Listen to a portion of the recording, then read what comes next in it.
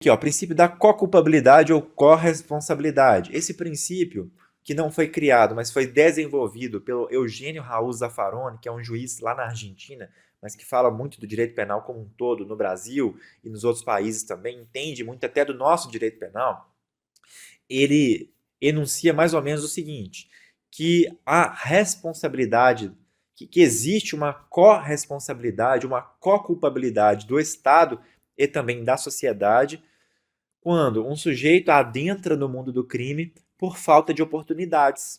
Então, o sujeito nasce ali numa situação de vulnerabilidade social, numa periferia, e aí, sem qualquer oportunidade, ele adentra no mundo do crime.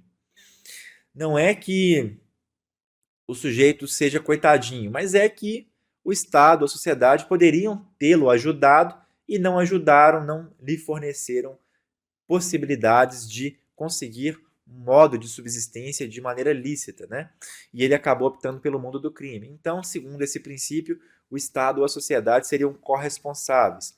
Já adianto para vocês que esse princípio no Brasil não tem adoção ampla.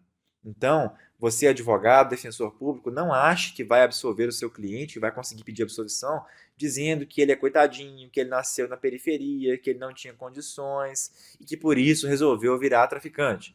Não vai dar para absolver, sinto muito. Não será possível absolver por esse motivo, tá?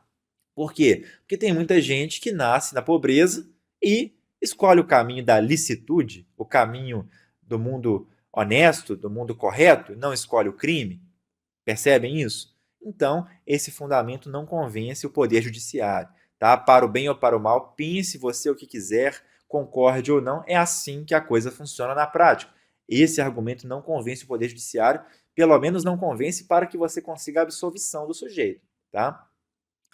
Lembrando aqui que estou falando de um cenário em que o sujeito vai lá para o tráfico de drogas, vai praticar roubos, esse tipo de coisa. Tá? Contudo, se for uma coisa menos grave, uma situação em que o sujeito ele nasce pobre, nasce mais do que pobre, miserável, porque pobre é uma coisa, miserável é pior ainda, né? É mais severo. O sujeito nasce miserável, vive com fome, e num belo dia ele vai até um supermercado e ele furta lá uma fruta para comer porque está passando fome.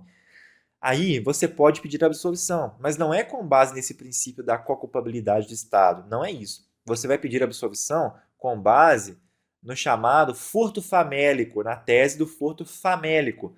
Ocorre quando o sujeito furta para comer porque está passando fome. Quando o sujeito faz isso, ele age em estado de necessidade. Aí você pode pedir absolvição com base nesse fundamento, que exclui a ilicitude do crime. Ou até mesmo antes de discutir a ilicitude do crime, já discutindo o fato típico, você pode pedir absolvição pelo princípio que a gente viu, que é o princípio da insignificância, dependendo do valor da coisa subtraída, tá bom? Então, não pretenda a absolvição com base no princípio da co-culpabilidade ou no princípio da corresponsabilidade do Estado. Não vai obter. Se for o caso, tente absolver pelo princípio da insignificância ou pelo princípio, ou pela excludente, melhor dizendo, do estado de necessidade, tá? Mas então quer dizer que o princípio da co-culpabilidade do Estado é inútil? Para absolver no Brasil ele é inútil.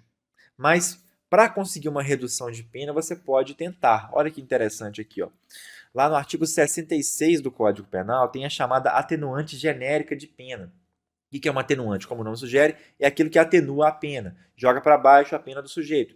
Você pode alegar e tentar isso aí. Tentar que o juiz diminua a pena daquele sujeito, que o juiz atenue a pena daquele sujeito, com base nisso, nesse argumento, né? E nessa prova também, tem que provar de que ele nasceu miserável, viveu miserável, e por isso foi para o tráfico de drogas. Não é que vai ser absolvido, mas talvez consiga uma atenuação de pena que pode, às vezes, fazer a diferença para ele, tá? Muita atenção para isso também. Olha que interessante aqui algumas notícias que eu trago para vocês. Ó. Combate à pobreza na infância reduz criminalidade. Então, foi feita uma pesquisa que constatou que quanto mais o Estado combate a pobreza na infância, mais o Estado consegue reduzir a criminalidade. Isso é muito importante. É importante que o Estado adote políticas públicas de redução de pobreza, redução de miséria.